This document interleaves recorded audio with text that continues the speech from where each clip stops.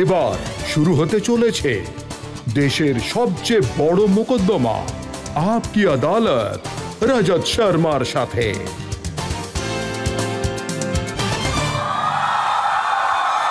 নমস্কার। Thank you. আসুন শুরু করা যাক আপকি আদালতে আজকের মোকদ্দমা। আপকি আদালতে আজ আমাদের অতিথি হলেন এমন একজন নেতা যিনি খোলা মনে নিজের কথা বলার জন্য পরিচিত। উনি বিহারের মানুষ, বিজেপির সিনিয়র লিডার। ইনি হলেন শিবের উপাসক। ইনি সনাতনী হিন্দু মানুষ। নরেন্দ্র মোদীর ইনি প্রশংসক, কেন্দ্রীয় সরকারের মন্ত্রী। Please welcome Giriraj Singh.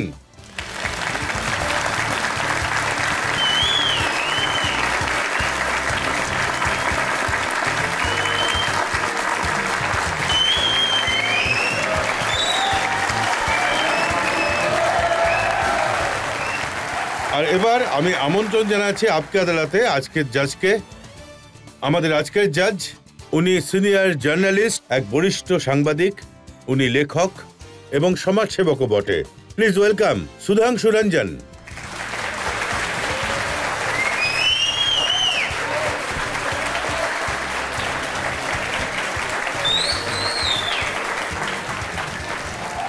মোকদ্দমা শুরু করা হোক। তাহলে আসুন শুরু করা যাক আজকের মোকদ্দমা আপকি আদালতে। প্রথম অভিযোগ গিরিরাজ সিং এর ওপর। আপকি আদালতে কেন্দ্রীয় মন্ত্রী গিরিরাজ সিংহের ওপর অভিযোগ হলো যে ইনি অভদ্র ভাষার ব্যবহার করেন। এখন দেখুন, হরিয়ানার ভোটে আপনার পার্টি জয়লাভ করেছে, আপনি খুবই উৎসাহিত, আপনার বিনম্র হওয়া উচিত, কিন্তু আপনি বলছেন রাহুল গান্ধী নির্লজ্জ, রাহুল গান্ধীর ক্ষমা চাওয়া উচিত, রাহুল গান্ধী মুখ থুবড়ে পড়েছে। দেখুন, রাহুল গান্ধীর সম্মান আমি কেন করব? আমি আপনার থেকে এটা জানতে চাইব।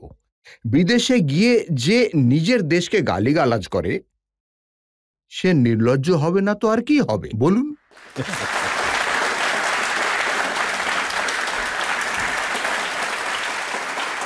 আর যে ব্যক্তি হরিয়ানার ভোটে বলেছিলেন আমি তো জিতে গেছি, আরে ভাই, জেতার আগে কেন জিতে গেছি করছো? আর এখন যখন হেরে গেছে আপনি বলছেন ও জোকার।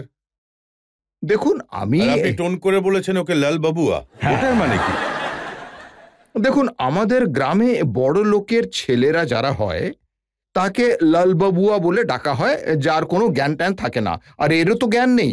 চিরকুট, মানে রীতিমতো চিরকুট দেওয়ার মতো কিছু লোক রয়েছে। চ্যালেঞ্জ নিয়ে বলছি আমি, রাহুলজি চিরকুট মানে ছাড়া কোনো মঞ্চে, শুধু আমি কেন, কোনো ছোট কর্মকর্তার সঙ্গেও তর্ক করতে পারবে না।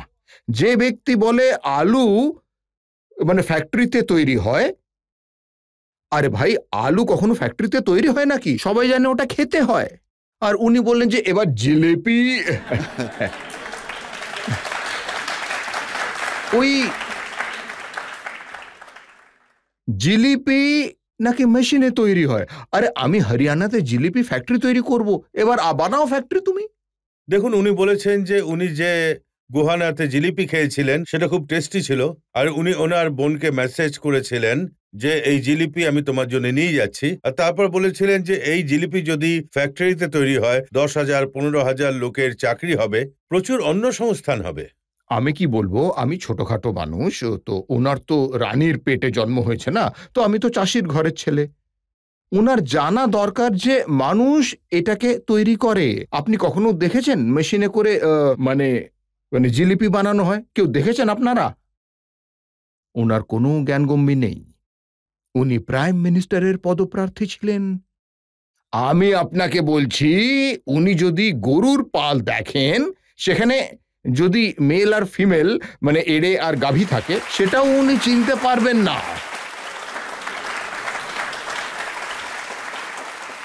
যে ব্যক্তি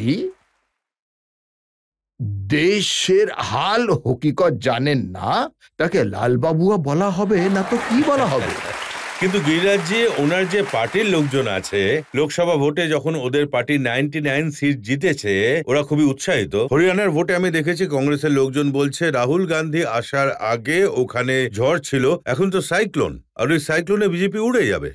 এবার দেখুন, আমাদের বিহারে থেথারোলজি বলে একটা কথা রয়েছে, যাকে হিন্দিতে থেথার বলা হয়। আমি জিজ্ঞাসা করছি, 99তে এসে এই নিয়ে 3 বার আটকে গেল, আর দেশ জুড়ে প্রচার করছে যে আমি মোদিকে হারিয়ে দিয়েছি, আমি মোদিকে হারিয়ে দিয়েছি। আরে মূর্খ, 3 বার চেষ্টা করেও 100 পার করতে পারলে না, আর এদিকে আনন্দ করছো আর সবাইকে বলে বেড়াচ্ছ মোদিজি তো নুইয়ে গেছেন, মোদিজি এই।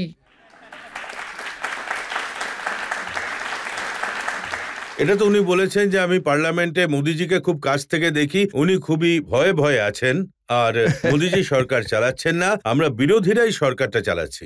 কারুর যদি ভুল বোঝাবুঝি হয়ে যায়, মানে আমি কি বলবো, একটা পাখি আছে টিটহি, সে রাতে এইভাবেই শুয়ে থাকে, সবাই বলে যে আকাশ আমার শক্তিতে চলছে, তো সে ওই টিটহির মতোই চিন্তা ভাবনা করে। ওনার থেকে বড় নির্বোধ নেতা আর দুটি কেউ নেই যে এটাই বুঝতে পারে না যে সে দেশে কথা বলছে না বিদেশে বলছে। কথায় অহংকারের ছাপ। উনার মনে হয় এই আসনে বসার অধিকার কিন্তু শুধু গান্ধী পরিবারেরই রয়েছে। বলুন তো, এই গরিবের সন্তান, পিছিয়ে পড়া শ্রেণীর সন্তান, এ আবার কোথা থেকে এসে গেল? এর মধ্যে কি কোনো ভ্রম হচ্ছে নাকি? আমি তো বলি এখন ভ্রম সব চলে গেছে। রাহুলজির পৃষ্ঠপোষক হলেন ওনাদের চেয়ারম্যান খাড়গে সাহেব, যিনি সবসময় ওনার কথায় হাততালি দেন। আমি বলেছি, খাড়গেজি, রাহুলজির ঠিকানাটা আপনি আমায় দিন, আমি তাকে কিছু জিলিপি পাঠিয়ে দিই। কিন্তু দেখুন, খাড়গেজি তো বলেছেন যে আমি মরব না যতক্ষণ না মোদিজিকে গদি থেকে নামাই। আমি ওনার দীর্ঘায়ু কামনা করছি। মোদিজি 100 বছর থাকবেন, আপনি চিন্তা করবেন না, আপনি ভীষ্ম পিতামহের মতো শুয়েই থাকবেন। হরিয়ানাতে বিজেপির এত আশা ছিল না যে এতগুলো সিট জিতবে, তৃতীয়বার সরকার বানিয়ে ফেলবে, কিন্তু কিভাবে এত বড় সফলতা পেলেন? কাঠের হাঁড়ি বারবার চাপানো হয় না। আমাদের গ্রামে এই কথাটা খুবই জনপ্রিয়। পার্লামেন্টের ভোটে এই টুকরে টুকরে গ্যাং কাঠের হাঁড়ি চাপিয়েছিল, কিন্তু একটা ছোট বই আপনারা টিভিতে দেখেছেন, সেটাকে সংবিধান বলছিল। আচ্ছা, ওতে আছে কি? ওতে গান লেখা রয়েছে, ওটা একটা বই, ওটা সংবিধানের কোন অংশ? যদি জিজ্ঞাসা করেন কোন পেজে কি রয়েছে, মানে সংবিধানের 42 নম্বর অনুচ্ছেদে কি রয়েছে, ওরা বলতে পারবে না। সংবিধান সংবিধান আর এই সংবিধান সংবিধান বলে বলে সংবিধান বিপদে রয়েছে, সংবিধান বিপদে রয়েছে, সংরক্ষণ, এমন সব বিভ্রান্তি ছড়ায়। আর এইবারও একই জিনিস করছিল। জনগণ বলেন এবার এদের সাজা দিতেই হবে, জনগণ সাজা দিয়ে দিয়েছে। কিন্তু দেখুন, এটা তো সত্যি যে উনি বলছেন যে এই 400 পার যদি হয়, মোদিজি সংবিধান বদলে দেবেন। সংবিধান বদলে দেবেন মানে সংরক্ষণ শেষ করে দেবেন। সংরক্ষণ শেষ করে দেওয়ার প্রভাব দলিত সমাজে হয়েছে। দেখুন, কখনো কখনো বিভ্রান্তি ছড়িয়ে ওরা সফল হয়ে যায়। নরেন্দ্র মোদী সংরক্ষণের পক্ষে যে কাজ করেছেন, যদি অন্য কোনো প্রধানমন্ত্রী থাকতেন হয়তো তা করতে পারতেন না। তা সেটি SC ST সংরক্ষণ হোক, কোর্ট ভার্ডিক্ট দিল, সেটা ওটা ঠিক করলেন। ওবিসির যে কমিশন ছিল তাদের ক্ষমতা বাড়িয়ে দেন, আর সাধারণ শ্রেণীর জন্য 10% উনি সংরক্ষণ করেন। এটা নরেন্দ্র মোদীর সংবিধানের প্রতি ওনার যে সমর্পণ। হ্যাঁ, আজকাল চিৎকার করতে থাকে যে জাতি জাতি জাতি। এখন বিশ্ব সুন্দরীর কোনো মানে প্ল্যাটফর্মে, মানে সেখানে জিজ্ঞেস করছে যে বিশ্ব সুন্দরীদের মধ্যে পিছিয়ে পড়া শ্রেণী নেই, আদিবাসী নেই? হ্যাঁ, এসব কি হচ্ছে? আপনারা আমায় একটু বলবেন। ও জাতি জাতি করে সবাইকে জিজ্ঞাসা করে, নিজের জাতি কখনো কাউকে বলে না। আমিও চ্যালেঞ্জ করে বলছি, রাহুলজি আপনি আমায় বলুন আপনার জাতি কি, আপনার বাবার জাতিটি কি, আপনার ঠাকুরদার জাতি বা কি? হ্যাঁ, অন্য কাউকে জিজ্ঞাসা করার আগে নিজের জাতিটা বলে দিন। দেখুন, দুটো কথা বারবার, একটা তো সংবিধান হয়ে গেল, আর একটা কথা হলো আম্বানি আর আদানির সরকার। এটা রাম মন্দিরে যে প্রাণ প্রতিষ্ঠার উৎসব হলো, তাতে আম্বানি ছিলেন, আদানি ছিলেন, অমিতাভ বচ্চন ছিলেন, ওখানে ঐশ্বর্য রায় ডান্সও হয়েছিল। ছি ছি ছি ছি ছি। এই রাহুল গান্ধী শুরু থেকেই সনাতনীদের গালিগালাজ করে আসছে, আর এটা ভারতের সনাতন ধর্মের অপমান। জানি না উনি কি চান, ভারতে আগুন লাগিয়ে মানে গৃহযুদ্ধ লাগিয়ে ইতালি চলে যাবে নাকি? আমরা তো এখানেই থাকবো, নরেন্দ্র মোদী তো এখানেই থাকেন, ওর তো তাও মায়ের বাড়িও রয়েছে, ওখানে পালিয়ে যাবে। আমরা কোথায় যাব? এখান থেকে কেউ পালিয়ে যাওয়ার মতো নেই। তো সনাতনদের এই ধরনের কথা বলা হলে সেটা সনাতন ধর্মের অপমান হয়। তারপর উনি হরিয়ানার ভোটে সকলকে বলেছিলেন যে ওই অনুষ্ঠানে গরিব মানুষদের দেখা যায়নি, মজুরদের দেখা যায়নি। ছি ছি ছি ছি। উনি তো আমার চশমাটা নিয়ে নিক, যদি দেখতে না পান তো আমি আমার চশমাটা দিয়ে দিচ্ছি। মোদিজি সেই কাজটাই করেছেন কুম্ভ মেলাতে, যে মানে সাফাই কর্মীরা ছিলেন ওনাদেরও পা ধোয়ার কাজ করেছেন। আজ পর্যন্ত নেহেরুর বংশের কেউ সাফাই কর্মীদের এইভাবে সম্মান দেয়নি যে সম্মান মোদিজি দিয়ে থাকেন সমাজের সমস্ত শ্রেণীকে। আমরা জনতার থেকে দু একটা প্রশ্ন নিতে পারি? আমার প্রশ্ন হলো যে রাহুল গান্ধী যখন দেশের বাইরে যান, ইভিএম এর বিরুদ্ধে কথা বলেন, সংবিধান বদলানোর কথা বলেন, উনি এত বড় নেতা নিজের বক্তব্য রাখতেই পারেন, এতে ভুলটা কোথায়? আপনি যদি গ্রামের কোনো অন্য মহল্লাতে গিয়ে নিজের ঘরের সম্পর্কে আপনি গালিগালাজ করেন, তাহলে আপনাকে ভালো বলবে নাকি খারাপ? আপনাকে ভালো মানুষ বলবে নাকি খারাপ মানুষ বলবে? আপনার অধিকার রয়েছে দেশের মধ্যে, সংসদের মধ্যে আপনি আপনার বক্তব্য রাখুন। কিন্তু আপনিও তো একদম এক্সট্রিমের কথা বলেন না। রাহুল গান্ধী বিদেশে গিয়ে ভারতের বিরুদ্ধে কথা বলেছেন, লোকতন্ত্র নিয়ে কথা বলেছেন, তখন আপনি বলেছেন যে ওনার সদস্য পদ খারিজ করে দেওয়া হোক।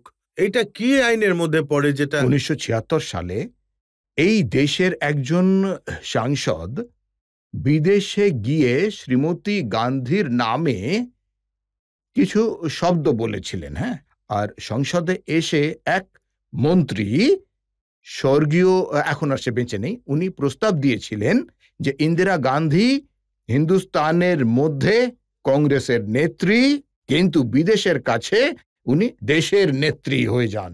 উনি ইন্দিরা গান্ধীর বিরুদ্ধে কিছু বলেছেন, তাই সদস্যপদ খারিজ করা হোক এনার, আর ওনার সদস্যপদ খারিজও হয়ে যায়। বলুন আমি কোথাও ভুল বলেছি?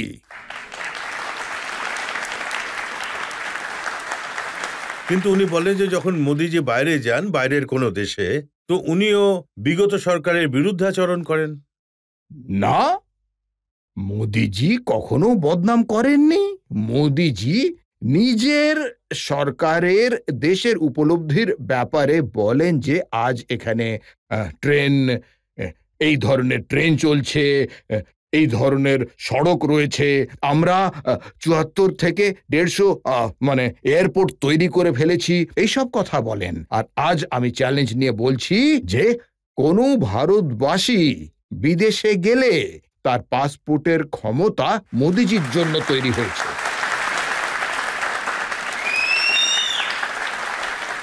আপনি যা বলেন সেটা তিল থেকে তাল কি করে হয়ে যায়, সেই নিয়ে কিছু অভিযোগ আমার কাছে আছে। আমরা একটা ব্রেক নিয়ে নেবো, আর ব্রেকের পর আপকে আদালতে গিরিরাজ সিং এর ওপর অভিযোগ আর প্রশ্নের ঝড় বয়ে যাবে। কেরলে কি হচ্ছে?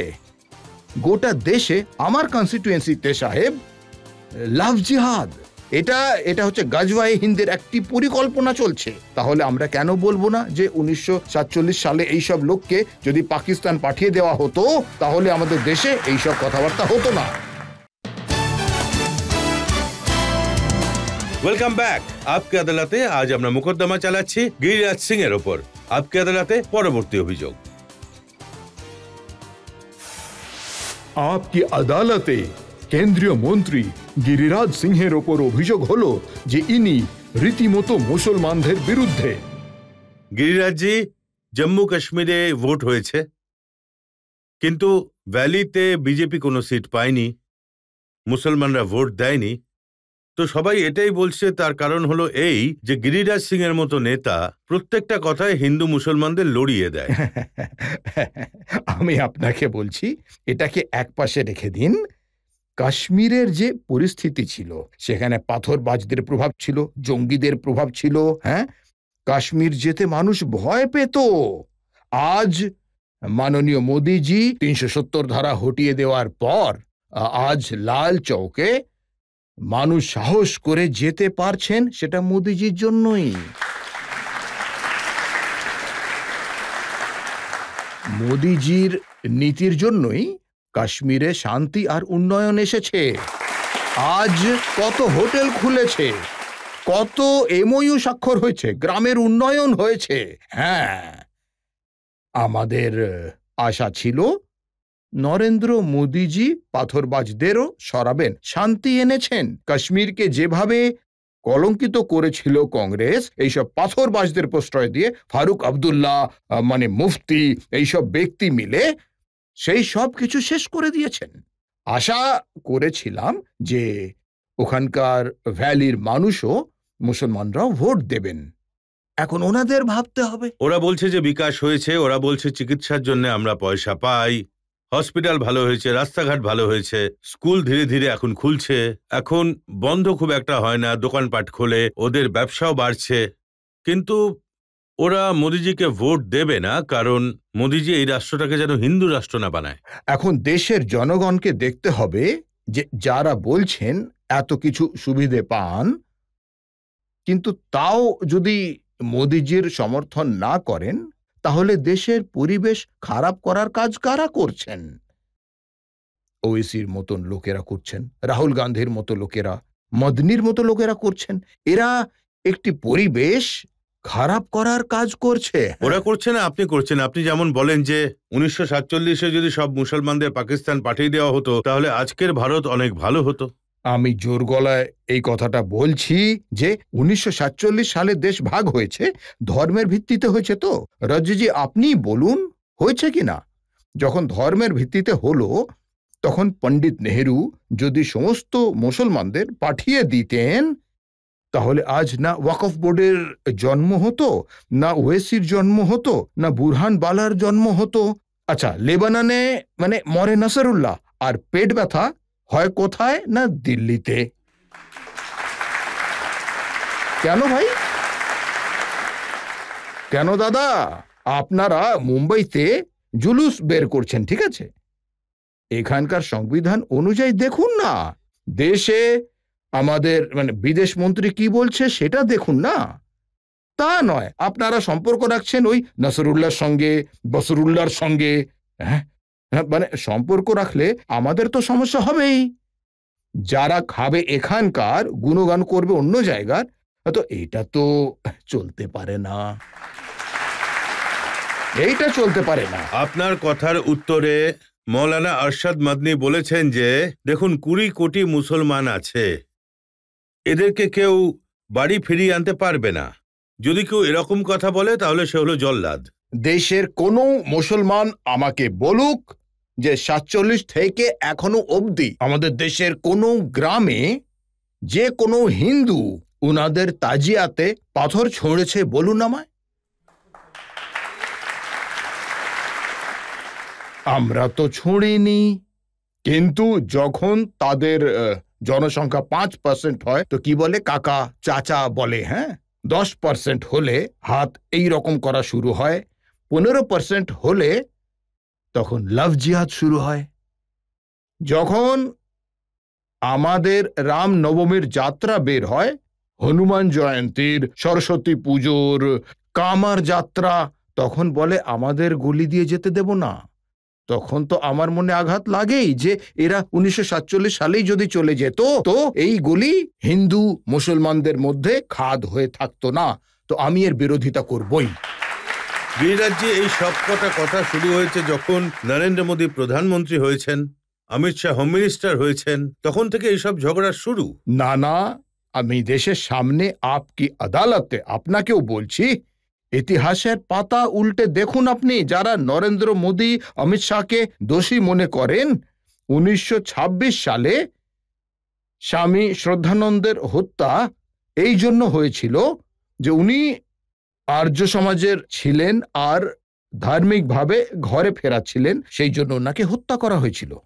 আমি পুরো ঘটনা বলতে গেলে অনেক সময় লেগে যাবে। যশপাল মহাশয়ের হত্যা হয়েছিল রঙ্গিলা রসুল বইয়ের জন্য, ঠিক আছে? তো প্রথমে উনি আমাদের দেবদেবীদের বিরুদ্ধে লিখেছিলেন, আমাদের দেবীদের কি না বলেননি, ইন্টারনেটে দেখে নিন। আর তারপর কোনো বিদ্বান লেখেন যে রঙ্গিলা রসুল লেখেন, মানে যশপাল মহাশয় নেন প্রকাশক হিসেবে, ওনার বিরুদ্ধে কেস হয়, কিন্তু কেস মুসলমানরা করে আর বড় ব্যাপার হয়ে যায়। সেটা বড় ব্যাপার হয়ে গেল যখন ওনাকে হত্যা করে দেওয়া হলো। এবার বলুন, নরেন্দ্র মোদী 1926-এ 1921-এ জন্ম নিয়েছিলেন, আর যদি উনি জন্ম না নিতেন তাহলে এই গজওয়ায়ে হিন্দের মানসিকতা, জিন্নার মানসিকতা 1905 সাল থেকে বেড়ে উঠছে। ভারতে কিছু মুসলমান থেকে গেলেন, তারা এই জন্য থেকে গেলেন যাতে আগামী দিনে আবার হিন্দুদের সঙ্গে বিবাদ করবেন। হ্যাঁ, আর আজ কেরলে দেখুন আপনি, কেরলে কি ঘটছে। গোটা দেশে, আমার কনস্টিটিউয়েন্সিতে সাহেব, লাভ জিহাদ, এইটা গজওয়ায়ে হিন্দের একটি পরিকল্পনা চলছে। কিন্তু তাহলে আমরা কেন বলবো না যে 1947 সালে এইসব লোককে যদি পাকিস্তান পাঠিয়ে দেওয়া হতো তাহলে আমাদের দেশে এইসব কথাবার্তা হতো না। গিরিরাজ্যে ইতিহাসের কথা তো ঠিক আছে, কিন্তু এটাও সত্যি যে গত 10 বছরে মব লিঞ্চিং এর ঘটনা অনেক বেড়ে গেছে, যাতে মুসলমানদের মেরে ফেলা হয়েছে গো হত্যার নামে। এটা সত্যি নয়। আমাদের প্রধানমন্ত্রী তো কখনো মব লিঞ্চিং সমর্থন করেননি, কিন্তু এটাও সত্যি যে বিনা কারণে কামাড়িদের মারা হয়। আর এখন এই কামাড়িদের ওপর যোগীজি ফুল ছড়াচ্ছেন। তো এই কামাড়িদের ওপর কি হিন্দুস্তানে ফুল ছড়ানো যাবে না তো কি কাবাতে ফুল ছড়ানো হবে? বলুন আমায়, আপনাকে আমি জিজ্ঞাসা করছি। এটা হিন্দুস্তান সনাতনীদের দেশ, এদের ছাড়া ভারতে কোনো পরিচয় আছে কি? দেখুন, আপনি সনাতনীদের উপর পুষ্প বর্ষণ করুন, কারোর কোনো আপত্তি নেই, কিন্তু মুসলমানদের বাড়িতে যদি বুলডোজার চালান তো সমস্যা হবে না? যে যেমন কর্ম করবে সে তেমন ফল পাবে। যোগীজি তো বলে দিয়েছেন যে আমি কাউকে ছাড়বো না। আজ দেখুন সব সব রাম রাম করছে, সব ঠিক আছে। মানুষকে ভয় দেখাচ্ছেন আপনি? ভয় দেখাচ্ছি না, যোগীজি ন্যায় বিচার পাইয়ে দিচ্ছেন। নরসিংহ নন্দের বিরুদ্ধে উনি কেস করেছেন, জেলে গেছেন। উনি তো হিন্দু নেতা, একজন মহন্ত, একজন ইঞ্জিনিয়ার। ওনার মানসিক সমস্যা ছিল। আমাদের হিন্দু দেব দেবীদের রোজ গালিগালাজ করতেন। আপনিও হিন্দিতে বলেন না, স্যার তন সে জুদা, তার নারা দিয়ে দেন, একটা বিশৃঙ্খল পরিবেশ তৈরি করে দিলেন দেশে। এখন এসব চলবে না, চলবে না। কিন্তু গিরিরাজ্যে 20 কোটির ওপর মুসলিম ভাই বোনেরা এই দেশে রয়েছেন। আমরা ওদেরকে দেশ থেকে বাইরে তো বার করতে পারবো না, ওদের সাথেই আমাদের থাকতে হবে। ভাই, একসঙ্গে কিভাবে থাকবেন? আমরা ভয় পেয়ে থাকবো? আজ 20 কোটি রয়েছে, কালকে 30 কোটি হবে। তারপর জবরদস্তি বলবে মসজিদ চলো, ঠিক আছে? পরশু বলবে যে গো মাংস খাও। তাহলে আমি কি করব? নিজেকে বাঁচাবো নাকি বাঁচাবো না? আমরা তো কারুর ধর্মে মাথা গলাইনি।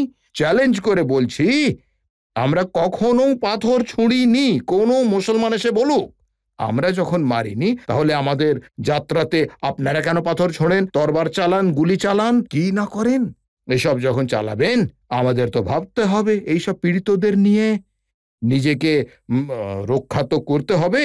আপনিও কম ভড়কে দেওয়ার মতো কথা বলেন না। আপনি বলেন যে যদি এখানে কবরের জন্য 3 হাত জমি দরকার তাহলে বন্দে মাতরম বলতে হবে। আপনি তো মানে কোথা থেকে সব বার করছেন। আমি আপনাকে জিজ্ঞাসা করছি, দেশের এক নেতা রয়েছে যার নাম ওয়েসি। সংসদের ভেতরে রাষ্ট্রীয় গান জাতীয় সঙ্গীতের সময় কখনো থাকেন না। যে ব্যক্তি বন্দে মাতরমের সম্মান না করেন, তাহলে দেশ কি তাকে সম্মান করবে? করা উচিত? আমি তো আপকি আদালতে জিজ্ঞাসা করছি, বন্দে মাতরম অর্থাৎ ভারত মাতাকে আমরা প্রণাম করছি, এটা আমি কোনো আরে আমি তো শ্মশান ঘাটে, যে ঘাটে আমার বাবাকে দাহ করেছি, ঠাকুরদাকে দাহ করেছি, আমরা তো ওখানেই দাহ হব। আমরা কোথায় নিয়ে যাই? ওরা কিন্তু নিয়ে যায় 3 হাত 3.5 হাত গর্ত খোঁড়ার জন্য জায়গা চাই, আমাদের তো সেটাও চাই না। ওবিসি সাহেব বলেন যে আমি ছোটকে আটকে রেখেছি, ওর ছোট ভাই এত সাংঘাতিক, উনি বলেন যে যদি আমি কোনোদিন ছোট ভাইকে বলে দিই, ও সবাইকে সিধে করে দেবে। ভুল বোঝাবুঝিতে জড়াবেন না। দেশে যখনই কেউ অরঙ্গজেব হওয়ার চেষ্টা করবে, মহারানা প্রতাপের জন্ম হবে। সেই জন্য কেউ ভয় দেখানোর সাহস না করে। জনতা থেকে 2-1টা প্রশ্ন নিতে পারি? সনাতন ধর্মকে অনেক বেশি সাপোর্ট করেন, ওটার কথা বলেন। আর যেমনটা ডিএমকে পার্টি বলে যে এগুলো করোনার মতো ছড়িয়ে পড়ছে, ডেঙ্গু ম্যালেরিয়া এগুলো শেষ হয়ে যাওয়াই ভালো, তো এই ব্যাপারে আপনি কি বলতে চান? আমি ওই সময়ও বলেছিলাম যে রাহুল গান্ধীজি যদি আপনার সহযোগী পার্টি সনাতন ধর্মকে গালিগালাজ করে থাকে, ওনাদের পরিবারের লোকেরা সবাই এখনো গালিগালাজ করছে, তাহলে আমরা বরদাস্ত করব না। দেশের সনাতন যুব সম্প্রদায় নিজে রক্ষা করতে জানে। আমরা সনাতনীরা কখনো অন্যদের উপর অত্যাচার করি না। আমরা তো বলি সর্বে ভবন্ত সুখিনা সর্বে সন্তু নিরাময়। আমরা তো বসুদেব কুটুম্বকম বলে থাকি। আমরা তো অনেক দিনই বলেছি ওম শান্তি শান্তি শান্তি। এখন আমি বলি ওম ক্রান্তি ক্রান্তি ক্রান্তি।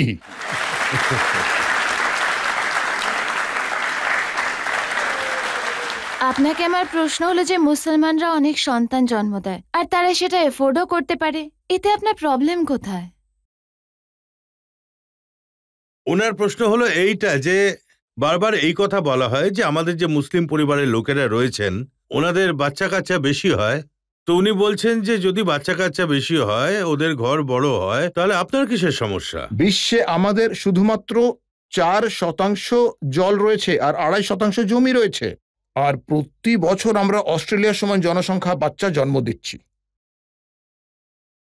তো আমাদের তো ভাবতে হবে না ভাই, যাতে দেশের মানুষ খাবার পায়, জায়গা পাক, পপুলেশন ডেন্সিটি দেখুক আমেরিকা আর চায়নার সঙ্গে তুলনায় আমাদের অনেক বেশি। তো আমরা এই জন্য বলি যে ওনাদের নীতি ঠিক নেই। ওনারা বলেন আল্লাহর দান এসব। আরে আল্লাহর দান তো বটেই, যে আসছে তাকে আসতে দাও। আর তারপরে বলো কি গজওয়াই হিন্দ। আমার ভয় এই ব্যাপারটাতেই। আমার মুসলমানদের নিয়ে কোনো ঘৃণা নেই, কিন্তু যারা কট্টরপন্থী মুসলমান, যারা ভারতের ব্যবস্থাকে গড়বড় করার চেষ্টা করছে, যারা সামাজিক সম্প্রীতি নষ্ট করছে, আমি চ্যালেঞ্জ করে বলছি যেখানে যেখানে হিন্দু 99% রয়েছে ওখানকার মুসলমান সুরক্ষিত রয়েছেন, আর যেখানে 40-50% রয়েছে আমাদের মেয়ে বউয়েরা বাইরে বেরোতে পারেন না। আপনি গিয়ে গোটা দেশে খোঁজ করে দেখুন।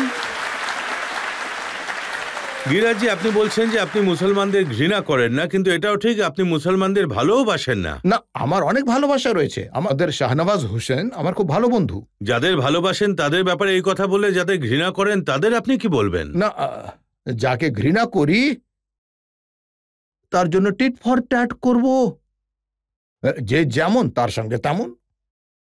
আরো একটা প্রশ্ন আমার আপনার কাছে প্রশ্ন হলো যে আপনি গজওয়াই হিন্দের কথা বলেন, এই গজওয়াই হিন্দটা কি?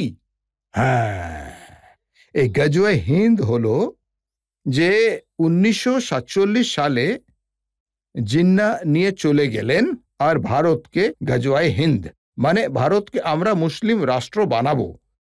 আপনি দেখে থাকবেন যে ঝাড়খণ্ডে শুক্রবার স্কুলে ছুটি হতে শুরু করে। মিডিয়াতে আপনি দেখে থাকবেন ভারতের সব স্কুলে রবিবার ছুটি থাকে। এই গজওয়াই হিন্দ এনে শরিয়াতে আইন এনে ইসলামিক আইন প্রতিষ্ঠা করতে চায়। এটাই হলো গজওয়াই হিন্দ। যারা এরপর আমাদের ছেলে মেয়েদের বলবে যে চলো তোমরা সবাই মসজিদ চলো, আমার এই ব্যাপারটায় ভয় রয়েছে। আমি চিন্তা না করেই বলছি যে এখন সময় এসে গেছে গোটা দেশের হিন্দু সনাতনী জাতপাতের ঊর্ধ্বে উঠে সবাই এক হয়ে যান। যদি এক না হতে পারেন, ভাগ হবেন তো মারা পড়বেন, বটোগে তো কটোগে। এটা একদম সঠিক স্লোগান। কিন্তু আমাদের যে সনাতন ধর্ম আছে সেটা তো সকলকে নিয়ে চলার কথা বলে। শুধু তাই নয়, মোদিজিও বলেন যে সবকা সাথ সবকা বিকাশ। আমি আপনাকে বলবো অহিংসা পরমো ধর্মা, এটা হলো আমাদের কথা। আবার হিংসারও কথা বলে থাকে। যদি ধর্মকে রক্ষার জন্য হিংসা করা হয়, বুঝতে পারলেন তো? যেমন আমাদের দেবদেবীর হাতে শঙ্খ রয়েছে, আবার সুদর্শন চক্রও রয়েছে। যদি তলোয়ার থাকে, সেই সঙ্গে আশীর্বাদের বাণীও রয়েছে। তো আমরা তো দুটো জিনিসের জন্যই প্রস্তুত আছি, শস্ত্র আর অস্ত্র আর শাস্ত্র, তিনটে। এই জন্য আমরা নবরাত্রিতে, এখন তো নবরাত্রিতে সত্যি মানে একদিন আপনার মিডিয়াতেও বিহারের এক বিধায়ক বলছিলেন যে মানে মায়ের কাছে তলোয়ারের পুজো করেছেন, সেটা নিয়ে আপনারা অনেক তার সমালোচনা করেছেন। কি হয়েছে? প্রথমে আমরা শস্ত্রের পূজা তো করতাম, তাই না? হ্যাঁ, আর আমরা শাস্ত্রেরও পূজা করতাম। এটাই তো আমাদের পরম্পরা। আর এই জন্য আমরা পূজা করা ছেড়ে দিলে মানুষও আমাদেরকে আর ভয় পাবে না। কিন্তু আমি তো ওবিসি সাহেবের কথাও শুনি, মৌলানা মেহমুদ মদনির কথাও শুনি। ওনারা বলেন যে যতটা দেশ তোমাদের ততটা দেশ আমাদেরও, যতটা মোহন ভাগবত গিরিরাজ সিং এর আছে ততটা মোহাম্মদ মদনি আর ওবিসিরও আছে। না, আমাদের জন্য আজ পাকিস্তানে হিন্দু কিন্তু আজ আর নেই। কোথায় গেল? কেউ চোখের জল ফেলেনি, কেউ হইচই করেনি, কেউ রাস্তায় নেমে প্রতিবাদ করেনি। আজ বাংলাদেশে যে ঘটনা ঘটেছে, এই হিন্দুস্তান পাকিস্তান তো এই জন্যই, যার যেখানে থাকার কথা সেখানে চলে যেতে পারত। হিন্দুর জন্যই তো তৈরি হয়েছিল এই দেশ। এখন ওরা বলছে যতটা তোমাদের ততটা আমাদের। এটা তো ওদের ভাবা উচিত।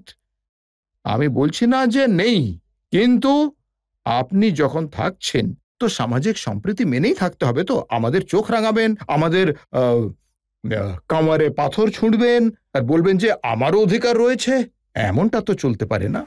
তাহলে কি আপনার রাজত্বে মুসলমানদের ভয়ে ভয়ে থাকতে হবে? ভয়তে নয়, ভ্রাতৃত্বের সঙ্গে, সত্যিকারের ভ্রাতৃত্বের সঙ্গে।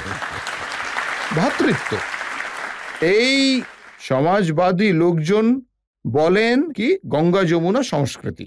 আমি বুঝতে পারি না, গঙ্গাজি আমার গঙ্গা মা, যমুনাও মাও আমার, সংস্কৃতিও আমার।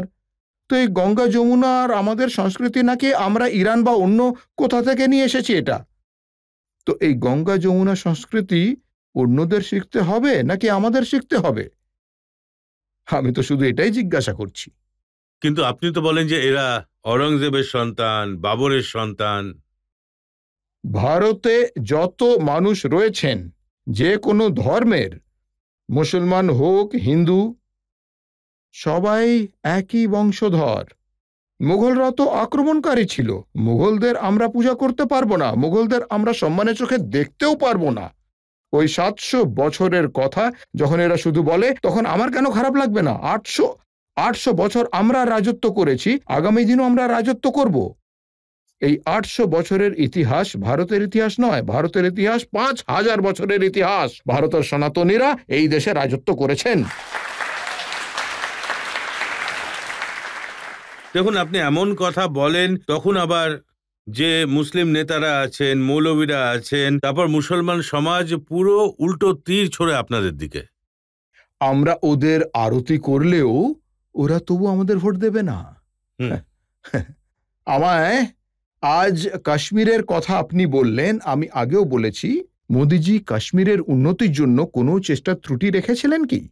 কিন্তু তাও বিজেপিকে ভোট কেন দিল না? দেখুন, আপনাকে ওদের মন জয় করতে হবে। কিভাবে মন জিতবো বলে দিন, আমি বুক চিরে হনুমানজির মতো দেখাবো। আমি আমার কনস্টিটুয়েন্সিতে কাউকে কখনো গালিগালাজ করি না, তাও আমায় ভোট দেয়নি। তখন তো আমি বলবোই এখন জম্মু কাশ্মীরে ফারুক আব্দুল্লাহ সাহেবের পার্টির সরকার হবে, ওমর আব্দুল্লাহ মুখ্যমন্ত্রী হবেন, আর উনি মানুষকে কথা দিয়েছেন যে আর্টিকেল 370 উনি আবার ফেরত আনবেন। রাহুল গান্ধী আর ফারুক আব্দুল্লাহ চেঁচিয়ে চেঁচিয়ে ভোরের নামাজ পড়ে ফেলুক, তাও 370 আবার আসছে না।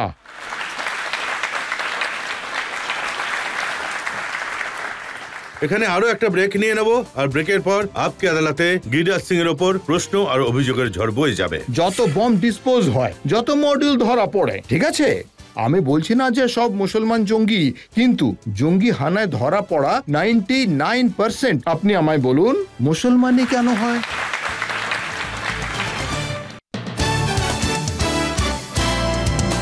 Welcome back. আপকে আদালতে আজ আমাদের অতিথি হলেন কেন্দ্রীয় মন্ত্রী গিরিরাজ সিং। আপকে আদালতে পরের অভিযোগ গিরিরাজ সিং এর ওপর। আপকি আদালতে কেন্দ্রীয় মন্ত্রী গিরিরাজ সিংহের ওপর অভিযোগ হলো যে ইনি সবাইকে নিয়েই ঠাট্টা করেন। আপনি লালু যাদবের ব্যাপারে খুব সহজেই বলে দেন যে একদিন এমন আসবে ইনিও তাজিয়ার মতো রং বেরঙের টুপি পরে নাচন কোঁদন করবেন। দেখুন, এই লোকগুলো হলো প্রতারক। যখন আমায় গালি দেবে আর ওখানে যখন মাজারে যাবে, একদম মনে হবে যে কোনো ইমাম এসে গেছে, ইরান থেকে কোনো শেখ এসে গেছে বুঝি। হ্যাঁ, এইরকম জামা কাপড় পরে ফেলে। আমি নিজের ধর্মে বিশ্বাস করি, অন্যের ধর্মকেও সম্মান করি।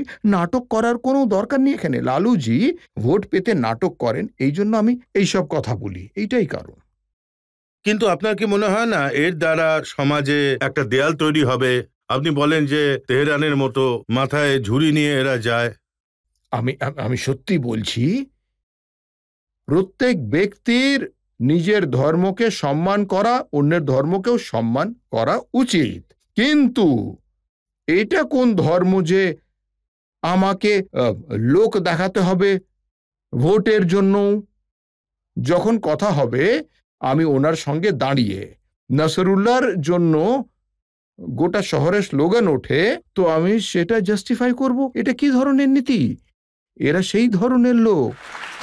দেখুন, এই জন্য লোকে বলে যে কে কি পড়বে, কে কি খাবে, এটা সরকার কেন ঠিক করবে? সরকারের কথা আমি বলছি না। আমি গিরিরাজ সিং শুধু সরকারের মন্ত্রী নই রাজাজি, আমি একজন মানুষও বটে, একজন সনাতনীয়। আমি গর্বিত। আমায় কেউ কিছু বললে আমার গর্ব হয়। আমার জন্ম হিন্দু বংশে, বড় হয়েছি হিন্দুদের মধ্যে, পার্টিতে জয়েন করি, পরে কর্মকর্তা হয়েছি, এমএলএ পরে হয়েছি, আমি মন্ত্রী সন্ত্রী পরে হয়েছি। আমি বলছি আমি সব কিছু ছেড়ে দিতে পারি, কিন্তু আমার শরীরে এক ফোঁটা রক্ত থাকা পর্যন্ত আমি হিন্দুত্ব ছেড়ে দিতে পারবো না। তার জন্য যা ত্যাগ করতে হয় করব। আমি হিন্দু ধর্মেই জন্ম নিয়েছি, আমি হিন্দুত্বের কথা বলি। কি কেন করব না? যদি আমার ধর্ম বিপদের মধ্যে থাকে তাহলে কেন করব না? কেউ যদি আমায় ভয় দেখায় তাহলে তার বিরোধিতা আমি কেন করব না? কিন্তু কোথায় বিপদে আছে? আজ বলছি, আপনি দেখেছেন কিনা জানি না, লোক নিজে নিজের ঘরে লিখেছেন এই ঘর বিক্রির জন্য রয়েছে। আমি তো বলছি, যারা দেখতে চান, আমার কথা যদি ভুল মনে হয়, যেখানে 60% ওপর ওদের জনসংখ্যা হয়ে গেছে, সেখানেই একটা আতঙ্কের পরিবেশ তৈরি হয়ে গেছে। কিন্তু যেখানে 90%, 95%, 98% হিন্দু জনসংখ্যা রয়েছে, ওখানে কোনো ভয় নেই। এরকম কেন? দেখুন, এইসব কথা যখন আপনি বলেন, সেই থেকেই লোকেদের মনে এই ধরনের বিভেদ তৈরি হয়। আপনি পুরো কংগ্রেসকে বলেন, রাহুল গান্ধীকে বলেন টুকরো টুকরো গ্যাংয়ের লিডার। কেন বলবো না? জেএনইউ এই দিল্লিতেই রয়েছে। জেএনইউতে যখন স্লোগান চলে হিন্দিতে, আফজল হাম শর্মিন্দা হ্যাঁ, তেরে কাতিল জিন্দা হ্যাঁ, তো এই আফজল কে ছিল?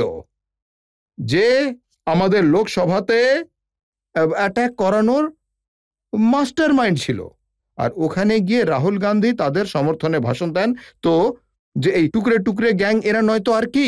আমি তাকে জিজ্ঞেস করতে চাই, দেখুন, আমি আপনাকে একটা এক্সাম্পল দিচ্ছি। জাকির নায়েক আজকাল মালয়েশিয়া থেকে পালিয়ে পাকিস্তানে পৌঁছে গেছেন, ওখানে বক্তব্যও রাখছেন। ওখানে একটা বক্তব্য রাখতে গিয়ে উনি বলেছেন যে যখন আমি ভারতে ছিলাম তখন বেশ ভালো ছিলাম, পাকিস্তানে যদি আমার মালপত্র বেশি হয়ে যায় তাহলে প্লেনে এক্সট্রা চার্জ করে, ভারতে কিন্তু চার্জ করে না। সেটা রাহুল গান্ধীর জমানার সময়ের, মনমোহন সিং প্রাইম মিনিস্টার ছিলেন, উনি বলতেন যে ভারতের সম্পদের ওপর প্রথম অধিকার মুসলমানদের। সেই জন্য জাকির নায়েক এসব বলেছিলেন। এখন নরেন্দ্র মোদী আমল এসব নেই। তো এটা কি বদলে যাওয়া ভারত মোদিজির? অবশ্যই বদলে গেছে। সবকা সাথ সবকা বিকাশ। এটা কি কথার কথা না সত্যি এরকমটা হচ্ছে? এটা সত্যিই করার জন্য। আপনি দেখুন, আপনি নিজেই বলুন, গ্যাস সিলিন্ডার দিয়েছে, কোনো হিন্দু মুসলমান বাজবিচার করেছে? হ্যাঁ, ঘর দিয়েছে। আমি রুরাল ডেভেলপমেন্ট মিনিস্টার ছিলাম, পঞ্চায়েতি রাজে। ঘর দিয়েছে, সেখানেও কোনো হিন্দু মুসলমান ছিল? জল পৌঁছে গেল, সেখানে হিন্দু মুসলমান ছিল? 5 লাখের চিকিৎসার জন্য আয়ুষ্মান কার্ড পেল, সেখানে হিন্দু মুসলমান ছিল? তো এটা সবকা সাথ সবকা বিকাশ হলো কি হলো না? আপনি বলুন আমায়। কিন্তু ওরা বলছে যে বুলডোজার চলছে, সেখানেও হিন্দু মুসলমান। না, ওটা ওদের চিন্তা ভাবনা। যদি ওরা বলছে যদি এনকাউন্টার হয় সেখানেও হিন্দু মুসলমান। না না, কারণ যদি কেউ খুনি হয়, বদমাশ হয়, তবে তো ওরা মরবেই। যে ভুল করবে, যে খুন করবে, কেউ যদি মার্ডারার হয় তাহলে মার্ডারারই মারা যাবে, মার্ডারের ওপরেই কাজ হবে। ও যোগীজি যদি লাউড স্পিকার খুলে ফেলেন তো মন্দির থেকেও খোলেন আর মসজিদ থেকেও খোলেন। এইসব দেখতে পায় না নাকি? আমি তো বলি যে এক হাতে কোরআন রাখুন, এক হাতে বিজ্ঞান রাখো। আমাদের নেতা তো এটাই বলেছিলেন। কিন্তু ওরা বলে যে দোল খেতে খেতে পড়ো এক একটা কোরআন আর জঙ্গি তৈরি হও। আপনি তো বলছেন যে মাদ্রাসাগুলোতে সন্ত্রাসবাদের শিক্ষা দেওয়া হয়। আপনি কথাটা উস্কে দিলেন। 47 সালে খুব বড় জোর 2-3 হাজার মসজিদ ছিল আর কি।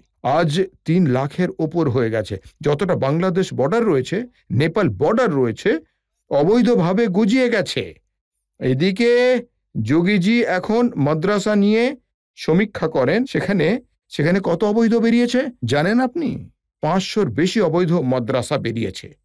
তো অবৈধ যে মাদ্রাসাগুলো রয়েছে সেখানে বোমা বিস্ফোরণ হয়। গুরুকুলে কখনো বোমা বিস্ফোরণ হতে দেখেছেন? কোনো স্কুলে? এই মাদ্রাসা মানে ধরুন এই মাদ্রাসা আর এই মসজিদ, এইগুলোই হলো জঙ্গিদের ডেরা। এখানে মানুষ তৈরি করার বদলে কি করে না, তাকে ভুল রাস্তায় যাওয়ার শিক্ষা দেয়। গিরিরাজজি, কোনো প্রমাণ ছাড়া আপনি কি করে এসব কথা বলছেন? আপনি বলছেন যে দেববন্দে মানে ওটা নাকি সন্ত্রাসবাদের আখড়া। আপনি ওই আজহারউদ্দিন, আরে ওই কি যেন নাম যেন, ওই পাকিস্তানের ওই আজহার মাসুদ কোথাকার প্রোডাক্ট? না ওই দেববন্দের প্রোডাক্ট? তাহলে বলুন, ওকে জঙ্গি বলবো না তো কি বলবো? ওনাকে ধর্মাত্মা। ওই দেববন্দে কয়েক ডজন জঙ্গি, কিছু ওপরে চলে গেছে আর কিছু এখনো বেঁচে আছে। কিন্তু যারা সন্ত্রাসবাদী হয় তাদের কোনো জাতি, কোনো ধর্ম এরকম হয় না, তারা শুধুই সন্ত্রাসবাদী। ব্যাপারটা হলো যে দেখুন, ধর্মই কিন্তু আজকাল নিজেই পথে চলে আসছে তাকে জঙ্গি করে তোলার জন্য। আর এর পেছনে কি কারণ? দেশে তো এখন নরেন্দ্র মোদীর জমানা, এখন আর বোমা বিস্ফোরণ হয় না। কিন্তু 10 বছর আগে যত বোমা বিস্ফোরণ হতো, যত মডেল ধরা পড়তো, আমি এটা বলছি না যে সব মুসলমানই জঙ্গি হয়, কিন্তু জঙ্গি হানায় ধরা পড়া মোটামুটি 99% মুসলমানই কেন হয়? এই প্রশ্নও তো ওঠা উচিত। কিন্তু দেখুন, আপনি এটাও তো জোর গলায় বলুন যে সব মুসলমানই সন্ত্রাসবাদী নয়, কিছু মানুষ আছে ওদের মধ্যে। আমি তো সেটাই বলছি, সব মুসলমান জঙ্গি নয়, কিন্তু যারা মানে যারা ধরা পড়ে তার টোটাল 99% মুসলমান। তাহলে এটাকে আমি কি বলবো?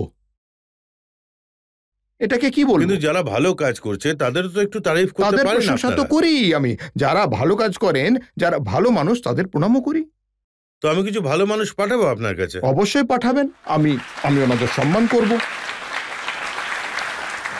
আমরা একটা ব্রেকের জন্য থামবো, আর ব্রেকের পর আপকে আদালতে গিরিরাজ সিং এর ওপর সওয়াল জবাব চলবে। তেজস্বী যাদবের বয়ান আমি শুনেছি, উনি বলেছেন যে যত ক্রাইম বিহারে বর্তমানে হয় সেটা আগে কখনো হয়নি। হ্যাঁ, উনার বাবাই তো এসবের আসলে মাস্টার ছিলেন না, অন্তত পক্ষে প্রফেসর তো অবশ্যই হবেন। Welcome back. আপকে আদালতে আজ আমাদের অতিথি হলেন কেন্দ্রীয় মন্ত্রী গিরিরাজ সিং। আপকে আদালতে পরবর্তী অভিযোগ। আপকি আদালতে কেন্দ্রীয় মন্ত্রী গিরিরাজ সিংহের ওপর অভিযোগ হলো যে ইনি বড্ড বেশি দাদাগিরি করেন। গিরিরাজজি, আপনাকে যেসব মানুষ ছোটবেলা থেকে চেনে তারা বলে যে আপনি আজ যেমনটা হয়েছেন তেমনটা ছিলেন না। আপনি যে গ্রামে জন্মেছেন, বড়াইয়া, পুরো বিহারে ওই গ্রামটা খুব বিখ্যাত গ্যাং ওয়ারের জন্য। আপনি কি সব আর আপনিও খুব বলছেন? ডানপিটে ছিলেন সেই সময়। না, মোটেও না। দেখুন রজত বাবু, আপনি কোথা কোথা থেকে এইসব কথা খুঁজে বের করেন। না, আমার গ্রামে সেই সময় গ্যাং ওয়ার হতো, তবে হ্যাঁ একটু দাদাগিরি চলতো, কিন্তু আমি তেমন ছিলামও না। আপনার নাম শুনলে এলাকার মানুষ ভয় পেত। না না না না, এমনটা বলবেন না। আমি খুবই সহজ সরল আর কি। আর আমি এই সহজ সরল মানে থাকার জন্যই পরিচিত। কোথা থেকে লোকজন আপনাকে সব বলে দিল যে আমি দাদাগিরি করতাম। আমি তো আজ অবধি কখনো দাদাগিরি করিনি, একটা ছুরি পর্যন্ত রাখি না। সত্যি কথা বলছি আমি। তলোয়ার রাখেন নাকি? দেখুন, তলোয়ারের কথা যখন তুললেনই, তাই বলি আমি হলাম সনাতনী। আর আজ দেশে যে পরিস্থিতি হয়ে গেছে, হ্যাঁ, এই অবস্থায়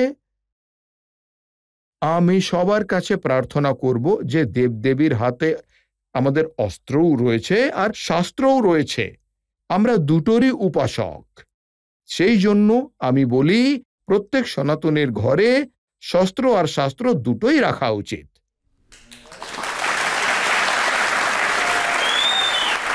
আচ্ছা, এটাও কি সত্যি যে আপনি পশ্চিম বাংলায় তারাপীঠে রাতের অন্ধকারে শ্মশান ঘাটে পৌঁছে গিয়ে তন্ত্র সাধনা করতেন? তারাপীঠে অবশ্যই যেতাম। আর সনাতন ধর্মে শ্মশানও কিন্তু পূজনীয়। সনাতনে নবরাত্রিতে দেবীকেও পুজো করা হয়। তো সবই সনাতন ধর্মে রয়েছে। এখন কোথা কোথা থেকে সব খুঁজে খুঁজে আপনি বার করছেন কে জানে। কারণ সেই সময় বিহারের রাজনীতি আপনি তো জানেন এরকমই হতো, তাই না? সেই সময় লালুজির রাজত্ব ছিল। দেখুন, আপনি ওই পুরোনো দিনের কথা বিহারে আজ কিন্তু 30 বছরের কম বয়সীরা কেউ জানে না।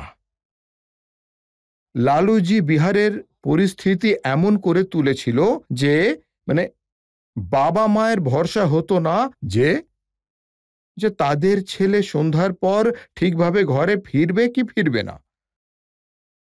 নতুন বউ গাড়ি করে যাচ্ছে তো তাকে কিডন্যাপ করে ফেলা হবে না তো, এই ভয়ে থাকতো। শোরুম থেকে নতুন গাড়ি ছিনিয়ে নেওয়া হতো। পরিস্থিতি খুবই খারাপ ছিল। আর এই জন্য বলছি, বিহারে ভগবান না করুন আর কখনো জঙ্গল রাজ যেন ফিরে না আসে, লালুজির রাজ। আমি তো এটা শুনেছিলাম সেই সময় যে যারা ব্রাহ্মণ ছিলেন, যারা ওই লালা ছিলেন, বিহারে যারা ভূমিয়া ছিলেন, সেই বাচ্চারা নিজেদের সারনেম পাল্টে ফেলতো। তারা বিহার থেকে বেরিয়ে দেশের প্রতিটা কোনায় পৌঁছে গিয়েছিল নিজের অস্তিত্ব রক্ষার জন্য। পরিবেশটাই এমন খারাপ হয়ে গিয়েছিল যে আজও পুরনো কথা যখন এখনকার বাচ্চারা শোনে, তাদের মধ্যেও আতঙ্ক তৈরি হয়ে যায়। আপনি তো সেই যুগটা খুব ভালোভাবেই দেখেছেন। আমি ওই সময় যুব শাখার পদাধিকারী ছিলাম। রাজ্য স্তরে সবকিছু সহ্য করেছি আমি, এতটাই যেটা আমি বর্ণনাও করতে পারবো না। ঠিক আছে, পরিবেশ খুবই খারাপ ছিল। আর নরেন্দ্র মোদীর কাছে আমি প্রার্থনা করি যে এই পরিবেশ একমাত্র উনি ঠিক করতে পারেন, দ্বিতীয় আর কেউ নেই। দেখুন, নরেন্দ্র মোদীকে যেসব মানুষ চেনে, যারা বলে নরেন্দ্র মোদী প্রধানমন্ত্রী পদের দাবিদার, সেই তালিকায় আপনিই প্রথম আছেন। আপনি তো গুজরাটে গিয়ে সবার প্রথমে বলেছিলেন। এই কথাটা সঠিক। ওই সময় দেশের মধ্যে পরিবেশ নষ্ট হতে শুরু করেছিল, ওয়েসির মতো লোক আসতে শুরু করেছিল, আর দেশে একটাই আলো টিম করে দেখা যেত, যার নাম ছিল যে ভারতের জাতীয়তাবাদ রক্ষা করতে পারে, সনাতন ধর্ম রক্ষা করতে পারে, দেশের উন্নয়ন করতে পারে, আর সেটা হলো নরেন্দ্র মোদী। আর আমি মন্ত্রী হয়েও কখনো কোনো রকম কম্প্রোমাইজ করিনি। আমার মনে হয়েছে যে এই ব্যক্তি যদি দেশের প্রধানমন্ত্রী হন, তাদের পরিবেশ অনেকটা ঠিক হয়ে যাবে, আর ভারতের সনাতন ধর্ম। তো মোদীজিকে আপনি কিভাবে চিনলেন আর বুঝলেন যে এনার মধ্যে সেই পোটেনশিয়াল আছে, ইনি প্রধানমন্ত্রী হতে পারেন? দেখুন, আমি ঠিক চিনতে পারিনি, আসলে সংযোগ বলতে পারেন।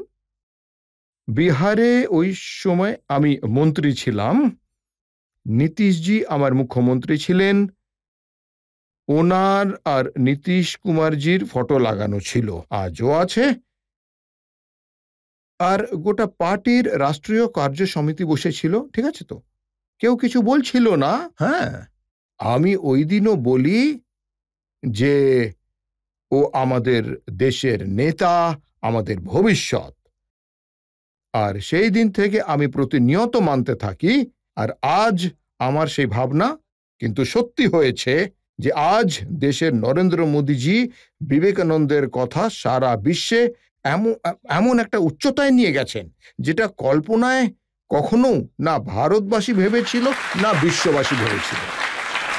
কিন্তু গিরিরাজজি, আপনি পুরো কথাটা বলছেন না। কিন্তু আপনি সেই সময় বলেছিলেন যে যেসব মানুষ নরেন্দ্র মোদীকে মানে না, ওনাকে ভোট দিতে চায় না, তারা পাকিস্তান চলে যাক। আমি এটা অবশ্যই বলেছিলাম যে নরেন্দ্র মোদীর সঙ্গে যিনি থাকবেন, তিনি দেশের সঙ্গে দাঁড়িয়ে থাকবেন, আর উনি একজন দেশভক্ত আর বিকাশ পুরুষ। দেশের বিকাশও চাই, আর সনাতনের রক্ষাও করতে হবে আমাদের। দেখুন, আমার মনে আছে আপনি যখন এই পাকিস্তানের উক্তিটা করেছিলেন, তখন অনেকেই বলেছিল গিরিরাজজি তো দেশদ্রোহিতার কথা বলছেন, এনাকে গ্রেপ্তার করে জেলে ঢুকিয়ে দেওয়া উচিত। রজতজি, আমি আর বলবো না, আমার বিরুদ্ধে অনেক কেস হয়ে গেছে, ঝাড়খণ্ড থেকে শুরু করে। আর আমি এমন কোনো কথা বলিও নি, মানুষের কাছে আবেদন করেছিলাম মাত্র, তা সে যে যেরকম বুঝেছে। আর তারপর এসব উক্তি নিয়ে আপনি এত দুঃখ পেলেন, আপনি নিজেকেই নিজে বন্ধ করে দিলেন বন্ধ কামরায়, আর সেখানে আপনি ছিলেন আর 3টে কচ্ছপ। কচ্ছপ ছিল কিনা জানি না, তবে অবশ্যই আমার ওপর দেশদ্রোহের মোকদ্দমা চলেছিল, আর আমি ঝাড়খণ্ড থেকে শুরু করে বিহার অবধি আমি নিজেকে বাঁচাতে থাকি, আর কোনোভাবে হাইকোর্ট থেকে বেল নিয়ে তারপর আমি নিজের রেজাল্ট নিতে নওয়াদা যাই আর কি। একবার তিল থেকে তাল বানিয়ে দিয়েছিল, কিন্তু আমি আজও বলি নিশ্চিতভাবে যে নরেন্দ্র মোদী আজ দেশকে সেই উচ্চতায় নিয়ে যাওয়ার কাজ করে চলেছে। স্যার, আপনি তো বিহারের, আর পরের নির্বাচন বিহারেও হবে, তো স্যার ওখানে আপনি কোন কোন ইস্যুতে নির্বাচন লড়বেন? বিকাশ, বিকাশ, বিকাশ আর বিকাশ। 90-এর আগের যে বিহার ছিল সেটা দেখতে হবে, আর এখনকার বিহার দেখতে হবে। বিহারে আজ যে জালের মতো রাস্তাঘাট রয়েছে, নরেন্দ্র মোদী গঙ্গা আর অন্য নদীর ওপর 17টা বড় বড় ব্রিজ দিয়েছেন, 4 লেন দিয়েছেন, ইনফ্রাস্ট্রাকচারের এত উন্নতি করেছেন উনি। এদিকে মধ্যপুরা থেকে শুরু করে এদিকে ছাপরা মাড়াউরা অবধি জুড়ে গেছে। আমরা তো উন্নয়নকেই গুরুত্ব দেব, অন্য কোনো জিনিসকে আমরা গুরুত্ব দেব না। লালুজি, রাহুলজি জাত করবেন, আর আমি বিকাশ বিকাশ করব। কিন্তু তেজস্বী যাদবের বয়ান আমি দেখেছি, উনি বলেছেন যে যত ক্রাইম বিহারে বর্তমানে হচ্ছে তেমনটা আগে কখনো হয়নি, প্রতিদিন মার্ডার হচ্ছে, পুরো একটা লিস্ট উনি দিয়েছেন। হ্যাঁ, ওনার বাবাই কারণ এইসবে মাস্টার ছিলেন না, অন্তত প্রফেসর তো অবশ্যই হবেন। হ্যাঁ, কিন্তু এটা তো সত্যি যে এই সময় বিহারের ল অ্যান্ড অর্ডারের অবস্থা খারাপ। যে রাজ্যের মুখ্যমন্ত্রী এত কড়া রয়েছেন, যিনি কোনো ঘটনা ঘটলে দ্রুত সেটার সমীক্ষা করেন, সেটা আজ দেখতে পাচ্ছেন। এ তো খুবই দুর্ভাগ্য। নীতিশজি মানে লালুজিকে ছেড়েছিলেন, লালুজির তো একটা লকেট বানিয়ে নেওয়া উচিত নীতিশজির, ঠিক আছে তো, যে মানে উনি একটা রিবার্থ দিয়েছেন।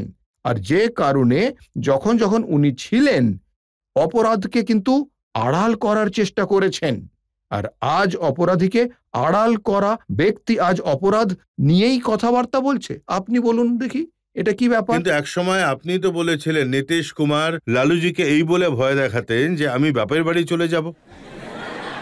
এখন তো উনি বাপের বাড়ি এসেও গেছেন আর তার চাবিও ওনার কাছে আছে। না, এখন সব ঠিকঠাক আছে।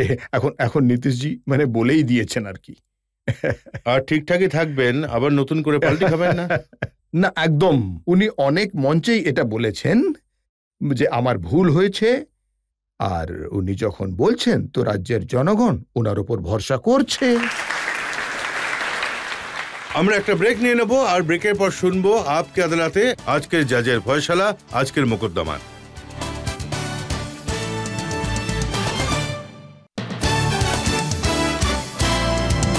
Welcome back. আপকে আদালতে আজ আমরা মোকদ্দমা চালালাম কেন্দ্রীয় মন্ত্রী গিরিরাজ সিং এর ওপর।